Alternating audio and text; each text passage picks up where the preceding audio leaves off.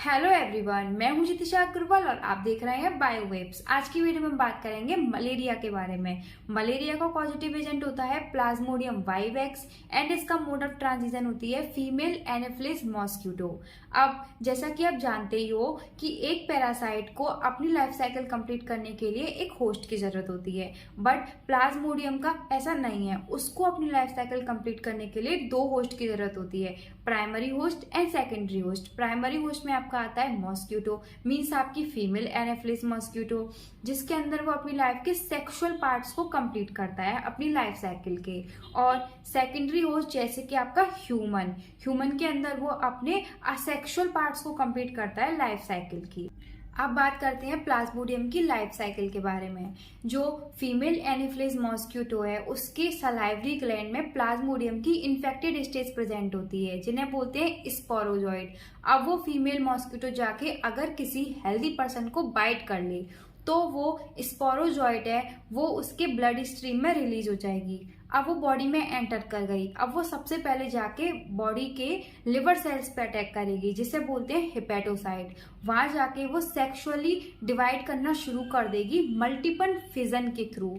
वो अपनी प्रोजेनी बनाएगी और उसमें जाके वो हेपेटोसाइट पे जैसे अटैक करेगी तो कुछ तो ब्लड स्ट्रीम में वापस चली जाएंगी और कुछ जो न्यू हेपेटोसाइट बन रहा है उन पे अटैक करती रहेगी। जो वो ब्लड स्ट्रीम में रिलीज कर गए वो अटैक करते हैं आरबीसीज पे। वो वहां जाके फिर से असेक्सुअली डिवाइड करना शुरू कर देते हैं और अपनी फिर से प्रोजेनी बनाना शुरू कर देते हैं। अब वो क्या करते हैं, जो हीमोग्लोबिन, जो ग्लोबिन पार्ट होता है हीमोग्लोबिन का, ग्लोबिन पार्ट मीन्स प्रोटीन, उसे तो यूटिलाइज कर लेते हैं और जो ह्यूमो पार्ट होता है वो कन्वर्ट हो जाता है एक टॉक्सिक सब्सटेंस में, जिसे बोलते हैं ह्यूमोजॉइन।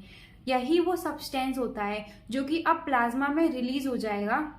और मलेरिया के टाइम पे जो फीवर आता है वो इसी ह्यूमोजॉइन की वजह से आता है। ये ह्यूमोजॉइन ही रेस्पॉन्सिबल होता है उस फीवर के लिए।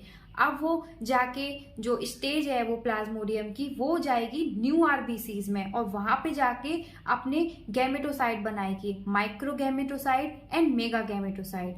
अब क्या होगा, जो मलेरिया से वो मलेरिया का पेशेंट हो गया, अब उसे आके कोई फीमेल एनोफिलिस मॉस्किटो फिर से बाइट कर लेगी तो जो वो स्टेज है माइक्रोगैमेटोसाइट एंड मेगा गैमेटोसाइट वो उस फीमेल मॉस्किटो के अंदर चली जाएगी और उसके गट में जाके वो ओवम बनाएगी और स्पर्म बनाएगी। मीन्स जो माइक्रो गैमेटोसाइट होगा उससे स्पर्म बनेगा और जो मेगा गैमेटोसाइट होगा उससे ओवा बनेगा। ऐसा क्यों? ये ह्यूमन की बॉडी में तो कर भी सकते थे, तो वहां क्यों नहीं किया? ये मॉस्किटो के अंदर क्यों हुआ?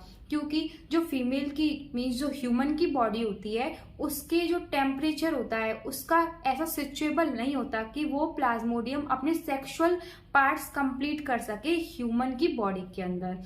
इसलिए वो अपने जो सेक्सुअल पार्ट होते हैं लाइफ के वो मॉस्किटो की बॉडी के अंदर करता है, इसलिए उसे प्राइमरी होस्ट बोलते हैं।